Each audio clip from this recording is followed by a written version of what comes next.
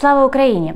Як би ви назвали створіння, яке схиляє співгромадян вірити ворогу, яке поширює ворожу брехню про те, що наша армія – все, яке, користуючись війною, збирає гроші на власні рахунки, сидячи десь на власній іспанській віллі, яке, попри масові вбивства на його батьківщині, так і не спромоглося назвати Путіна вбивцею і взагалі не могло відповісти на питання, за кого воно.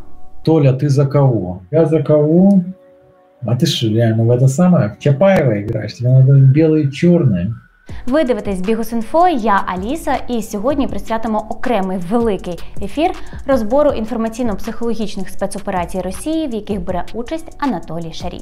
І якби огидно мені не було дивитися Анатолія Шарія, я буду фіксувати, як він працює на ворога, доти, доки він матиме змогу працювати проти України за криваві російські гроші.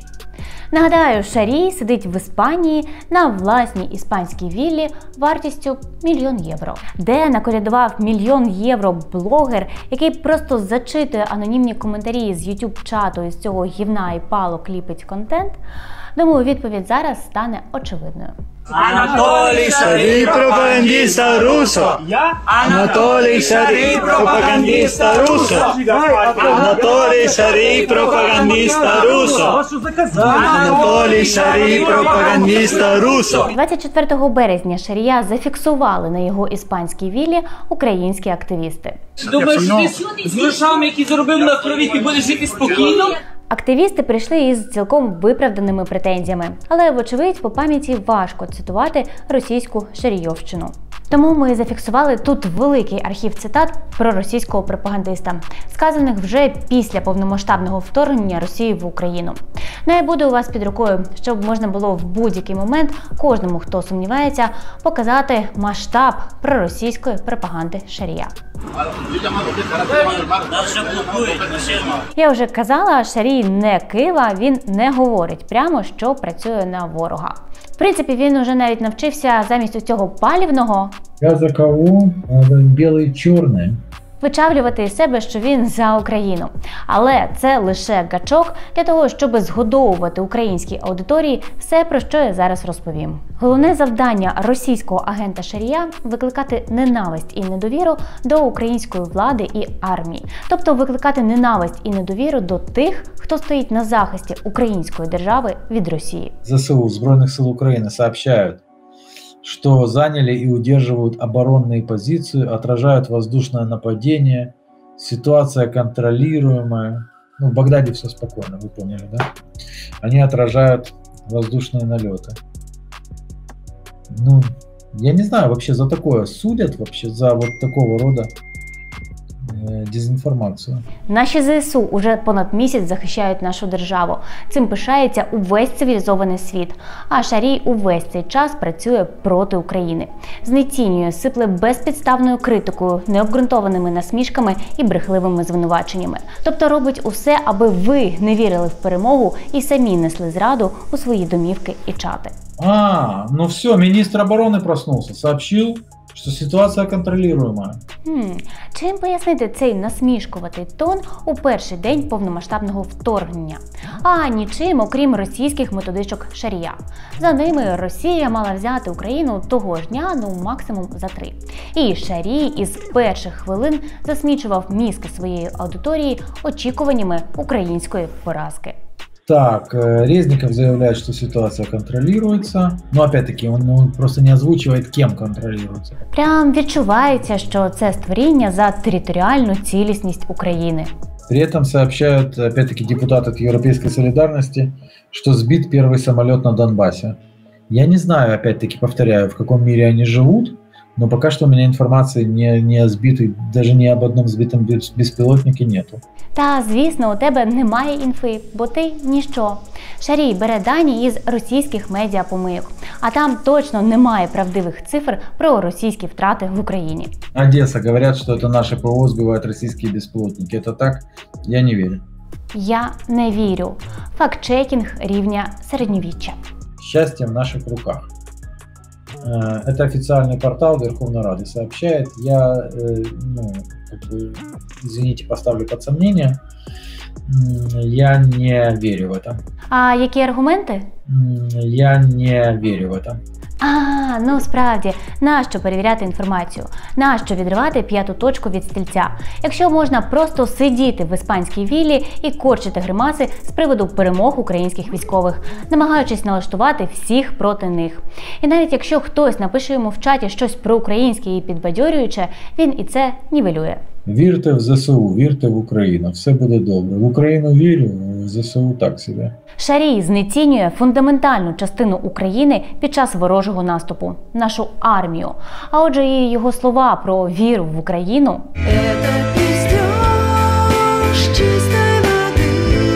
ще раз, Шарій робив і робить все можливе для того, щоб ви повірили в поразку України. Мэр Борисполя на Украине-24 говорит, что они успешно отбили атаку.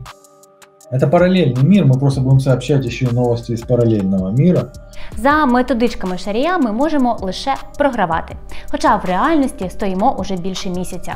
По оперативной информации, украинское ПВО сбило русский самолет в районе проведения ООС. Сохраняйте спокойствие, ситуация контролируемая. Та ні, ребята, не контролируемая. Не великий, не військовий і не експерт висловив не з України свою неважливу думку.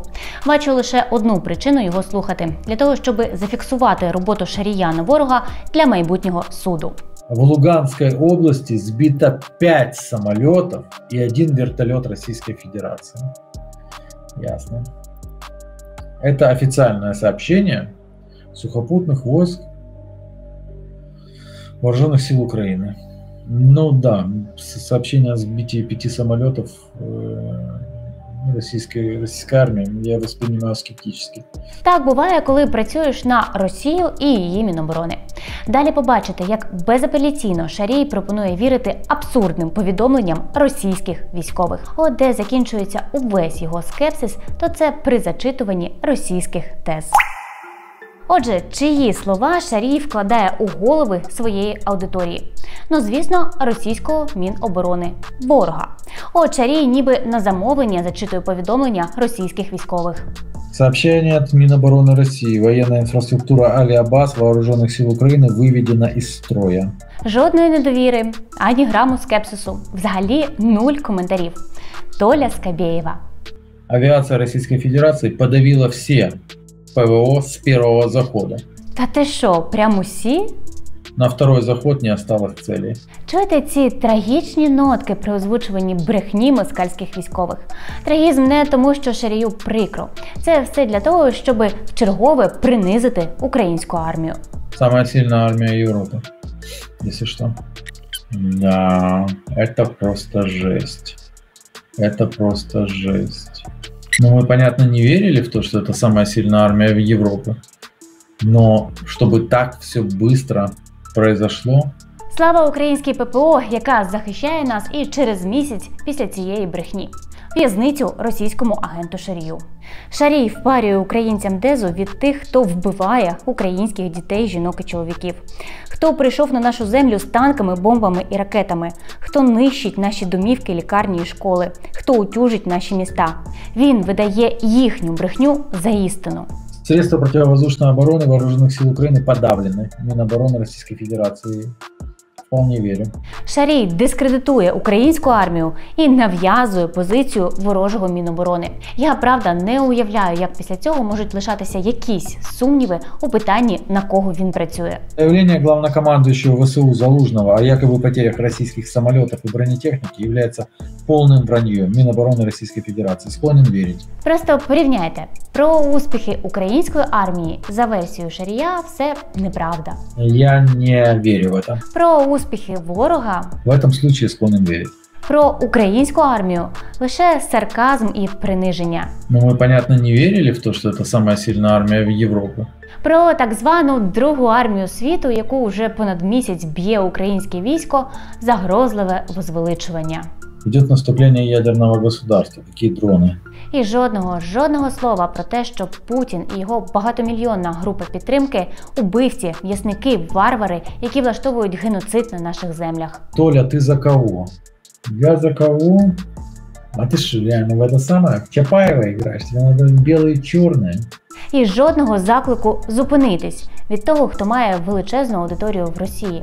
В той час, коли російська авіація і російська артилерія обстрілюють ніби його країну і вбивають ніби його співвітчизників. Да, у меня нет плохого ответа к русским. Ну, нет у меня плохого ответа к русским, как и не было никогда. И не будет никакого ответа плохого к русским. І за місяць нічого не змінилося. А вот это вот каждому, кто говорит, что там все русские там враги или там еще какие-то, и вот это вот оскорбляет. В принципі, тут можна було б завершити. Але потік російської дези від лайномета настільки безкінечний, що я мушу показати більше. Бо навіть коли здається, що опуститися нижче Шарій уже не міг, він примудряється постукати знизу. Зеленский уже сбежал из Киева. Вполне может быть. Закінчились фейки від ворожого Міноборони? Не біда. Шарій знайде просто анонімну маячню. Додасть від себе, цитую, «цілком може бути» і вуаля, чергова порція зради готова. Фейкової зради, звісно. Так, артиллерия ДНР ударила по штабу операции Объединенных сил ВСУ на Донбассе. Штаб, в котором находилось все командование ВСУ, управляющее украинскими военными, горит. Если подтвердятся потери, можно считать, что украинский генштаб потерял управление своими войсками. А якщо не підтвердиться, а так і сталося, можна титрувати Шарія підстилкою росіян. Сообщение с той стороны, что Россия в Киеве. До конца дня война закончится. Путін за пару часов уничтожив українську армію. Паніку в студію, більше паніки, менше віри в Україну. У цьому вся суть кривлянь Шарія. Він зачитує російську туфту і не каже, що це російська туфта. Ну і додає таку саму туфту власного авторства. Українська армія, по суті, паралізована зараз. На даний момент, із того, що я вижу повний параліч вообще. А днями Шарій взяв участь у ще одній гучній інформаційній спецоперації Росії проти України. В інфопростір вкинули відео, на якому нібито українські військові катують нібито російських полонених. Це відео розкрутили у китайських соцмережах і російських ЗМІ. Аж так успішно, що згадки про нього потрапили і в західні медіа. І Шарій цьому усіляко допомагав. Працював один в один за російськими методичками. Это издевательство, по сути, расстрел российских солдат, военнопленных. Это нарушение всех возможных конвенций. Хоча автентичність цього відео наразі не доведена. А головнокомандувач Збройних сил України Валерій Залужний заявив, що Росія ширить постановочні відео. Ну і звісно, у цьому потоці цинічної антиукраїнської дезінформації Шарій не забуває критикувати українську владу. І забуває згадати тих, хто приніс смерті на наші землі. У них не сработали даже системы оповещения. Система оповещения сработали через несколько часов после того, как все случилось. Подонки, мать их. Чули? Подонки – не ті, хто запускає в нас ракети і скидає на нас бомби. Росія знищує українців, але у схибленій пропаганді Шарія винна Україна. Да, там погиб человек, мирный житель. Пиздец какой-то. Так, хорошо. І жодного слова про вбивць. Внаслідок обстрілу загинуло 18 людей. Жодного. Зрештою, Шарій перетворює на зраду навіть безсумнівно правильні кроки українських політиків. Наприклад, об'єднання політичних опонентів, щоб протистояти ворогу. Вони всі об'єднались, як братья і сестри, видите? И те, которые, собственно, друг друга загоняли, рассказывая о том, что один это враг и второй это враг, они сейчас все вместе объединились. А потом опять друг друга посадят и, Шарій знецінює все українське, від опозиції до влади, від мерів, яких обрали українці, до обраного народом президента. А если остается Зеленский, погибнет очень много людей, однозначно. Забуваючи про те, що вбивають українців росіяни. Вашу конченую власть, вонючую, я считаю просто помойной властью. Я ее буду и дальше с ней буду бороться. Тому Шарій – це підстилка ворога. Толя, ну ты же будешь рад, когда накажут эту власть? Когда ее не будет, да, я буду, конечно, очень рад. Я куплю самое дорогое шампанское и, конечно же, его бахну с вами виртуально. А ми зараз один за всіх і всі за одного. І наостанок про гроші Шарія. У березні він додав під свої стріми криптогаманці. Пропонує скидатися туди грошима тим, кого він дурить. Ваши пожертвования идут на абсолютно зашифрованные кошельки, и никто никогда до них не доберется. В прикрепленном сообщении, кстати, кошельки. Але якщо придивитися до цих гаманців, стане зрозуміло, що донатять туди не лише дрібними глядацькими партіями, а такими потужними транзакціями, ніби це пакетний розрахунок за рік. 3 березня, наприклад, Шарію крапнуло майже 700 тисяч доларів. Сподіваюсь, ці транзакції вже вивчає Служба безпеки України. Криптобиржа Binance, не ставя меня в известность, начала давать какую-то информацию Службе безопасности Украины. Что же вы за криптобиржа? Чудова криптобіржа. А оскільки Шарій так переживає, щоб його спонсори не були виявлені, нагадаю ще один факт. Найкращий зв'язок Шарія зі спецслужбами Росії доводить його співпраця із цією мережею телеграм-каналів. Ці телеграми курують російські спецслужби. Вони допомагають поширювати пропагандистські відосики Шарія і стають на захист, коли Шарія викривають. Автори цих телеграмів, як і Шарій, вдають із себе українців, але при цьому нав'язують російський порядок денний, російську пропаганду і дезу. І щодо цих телеграм-каналів, і щодо Шарія є кримінальні провадження Служби безпеки України ще з 2021 року. І от коли одна із адміністраторів цих телеграмів попалася СБУ, її адвокатом став адвокат Шарія, а партія Шарія вносила за неї заставу. Тому, якщо ви знаєте когось, хто досі дивиться цього агента російських спецслужб, скиньте йому наше відео. І, звісно, я надзвичайно дякую всім нашим глядачам, зокрема тим, хто шле нам цікаве про Шарія. Сьогодні особлива подяка Віталію, який долучився до перегляду гігабайтів цього лайна і допоміг нам із розшифровкою ворожих цитат. Слава Україні і слава всім, хто наближає нашу перемогу. Зустрінемось!